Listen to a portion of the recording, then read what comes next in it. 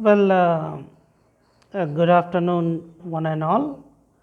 In this session, I'll be dealing with, not exactly in some sense, you can say that about the discussion about Indian economy, but rather a talk on the Indian economy at the present and current scenario, and of course, the emerging trends.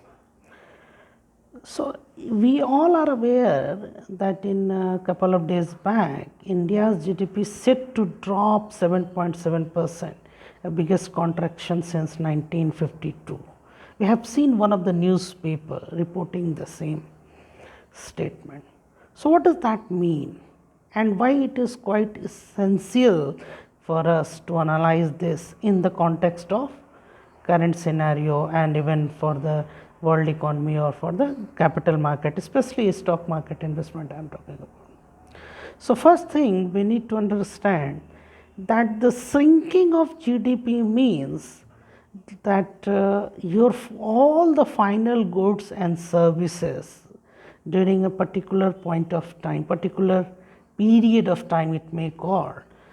So, GDP is recorded in one quarter or even for a 1 year. So, if we can see that in the second quarter GDP is shrink by 23.9%, and right now it is going to shrink by 7.7%, the biggest contraction since 1952. I mean, if we say that the post independence this is the biggest contraction, so it won't be wrong to put it in the situation. At the same time, our capital markets are at the peak of the at the highest, at the apex point.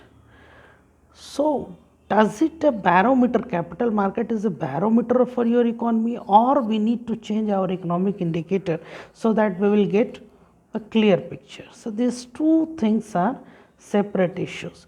First, you have to separate capital market alone, because capital market talks about basically a liquidity and the money of the, whereas in economy capital market is one of the component of economy.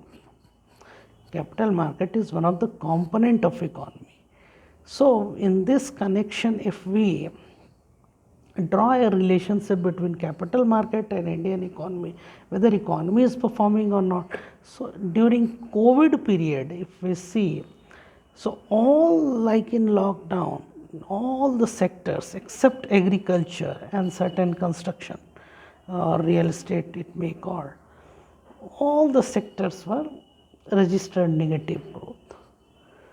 So, if we see the further the positivity, so if 100 years or even 150 or 200 years span of time we look at, so this hardly 1, 2 or 3 or 4 years hardly make any sense. So, I am quite positive, and here I would like to quote God of the investment, Mr. Warren Buffett, that no matter what happens, the next generation will lead always a better life.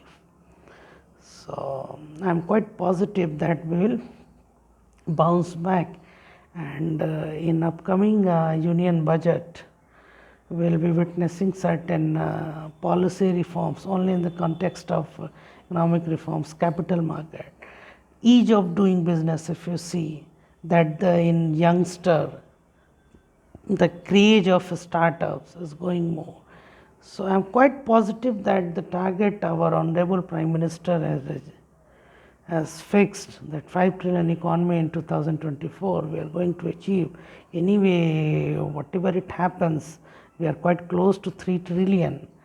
So, let us see what will happen, but I am still quite positive that every cloud has a silver lining, and we will witnessing some positive news by the end of this March. Thank you. Have a nice day.